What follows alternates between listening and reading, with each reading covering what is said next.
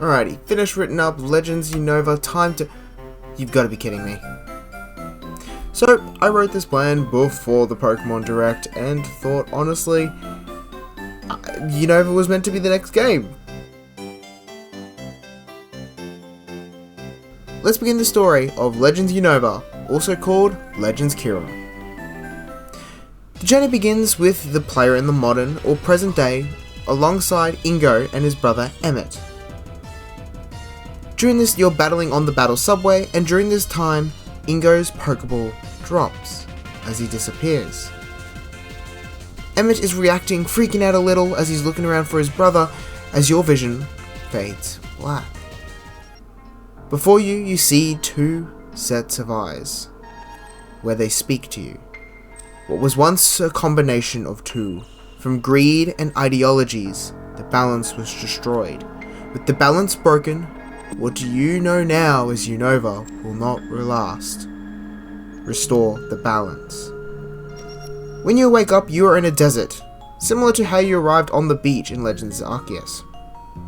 Here you hear a herd of wild Bouffalant running straight towards you as you hear a voice, riding a Zebstrika, wearing clothes similar to a cowboy, along with a lab coat over top. As he manages to aid and stop the Bouffalant from attacking you, redirecting them. This ancestor introduced himself as Sander. Both the name combined from the plant Sonia is named after, as well as being sand, as Sander is the ancestor of Sonia. He introduces himself and offers you a ride. You're a long way from town, partner. Let me give you a ride. Zebstrika is more than capable of taking us both. When you arrive at the time of where La Canosa town is, it is much larger desert, going from where the present Pokemon League is, all the way down to Nuvma town. I am butchering these names because I haven't played Unova in a long time. While in this town, Sander introduces himself properly. Welcome to La Canosa town. As you look at the town, it's an old western style, with the typical saloon, sheriff office, and shops all in traditional western style, very typical of western movies. Sander walks into a building and introduces you to his lab. Probably the most high-tech of the buildings. This is my lab. I study the Pokemon of this region. Pokemon have the potential to be so perfect to work alongside us humans. However, there's a problem. Not everyone or every Pokemon has the same idea of liking working together. The few were able to work together like myself and Zebstrika, and the two princes and their dragon Pokemon Kyurem. But I'm getting ahead of myself. What's your name? Here you get to introduce yourself and meet the three Pokemon that could potentially be your starters, being Sobble, Torchic, and Chespin. I see. Why don't you rest here tonight? You've had a rough day. Who knows how long you've been out in the desert. After this point, you sleep and rest in Sander's lab before the next day. This next day, you're introduced Arena, the female ancestor of Professor Juniper. She is the mayor of the town and created the Pokemon Drive, which is a group of cowboys and cowgirls that protect the town from savage Pokemon. Around the town, there's Pokemon such as Miltank, Bouffalant, Zebstrika, Mudsdale, and other similar Western-style Pokemon. Maybe even some Cacturns, Cactus Pokemon, Maractus around. Talking around, you end up deciding to join the Pokemon Drive and work with Professor Sander in studying the Pokemon, where you are gifted one of the three starters. Like my other ideas and with all the Legends ideas, these starters will have regional evolutions. Chespin evolves into Unovian Chestnut. Unovian Chestnut is now covered in cactus, along with a meaner personality. Just like Cacturn, Chestnut is based on an outlaw hiding within the cactuses to steal and become a grass dark-type Pokemon. Sobble evolves into Unovian Inteleon. Unovian Inteleon is based on a cowboy. Its fin on top now becomes more like a cowboy and its cape becomes more like a scarf, while its tail becomes a whip. This Pokemon uses its whip-like tail to stop wild Pokemon while also using its water gun fingers to attack its opponents. Unovian Inteleon becomes a water fighting type.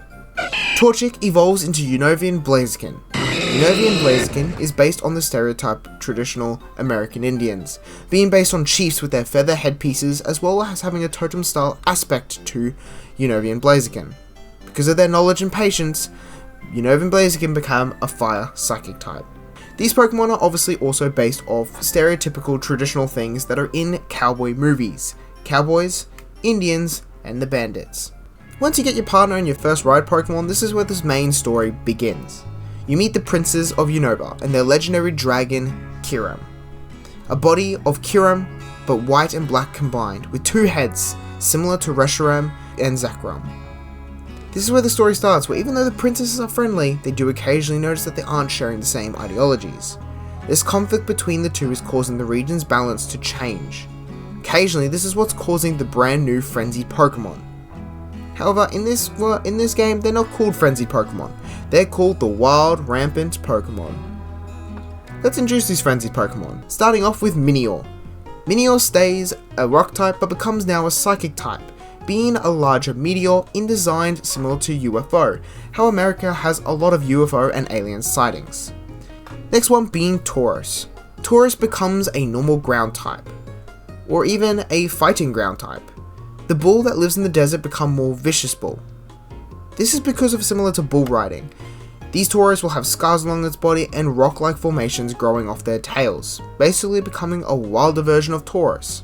Next is Bramblegast. Bramblegast stays a grass ghost type, but no longer being just a tumbleweed. Becomes more like our cowboy, very much like Cacturne, standing on 2 legs and being that outlaw. Next is Unovan Lopunny. Unovan Lopunny becomes a normal electric type, becoming a thicker rabbit, not in that way, with the jackalope horns that are in the shape of electricity. Although they are much thicker with the normal Lopunny, these forms use their electricity to shoot themselves across the region, being much faster. Of course, these are based on the mythical creature of America being the jackalope. And finally, Slaking. Being the last frenzy Pokemon because Slaking is super strong, but this Slaking becomes normal grass type. No longer being lazy, but now walking upright, becoming Bigfoot. Slaking is no longer lazy. When Slakoth are being lazy, they're still babies sleeping in the forest, evolving into Vigoroth, which is still hyper, and evolving into the Bigfoot Slaking. Now with grass growing on them, being that they're still slow, but Bigfoot style, and not as lazy. Let's go back a little and let's have a look at some of these missions that will be taking place in the main story. Of course, the main mission is following the wild rampant Pokemon, but as you continue going, you eventually see little cutscenes of where the dragons divide, becoming Reshiram, Zekrom, and of course the empty husk of Kyurem.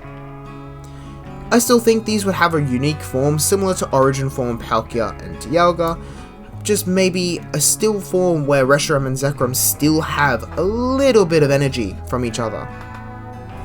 Some other missions that could have which are referencing to the history of Unova, which I think these are important to have. One of these missions is where the players must meet and help the Swords of Justice, as in their history of Unova there is a huge forest fire which was created during a civil war. Although I don't think you'll witness the war, you do witness the fire that takes place because of it. Here you help the 3 Swords of Justice save Pokemon, and later capturing them in the post-game. And of course, the post-game. This post-game is where you'll be able to capture all the legendaries, finish the game. But yeah, this is my thought for a Legends Unova game, and I'll see you all in the next one.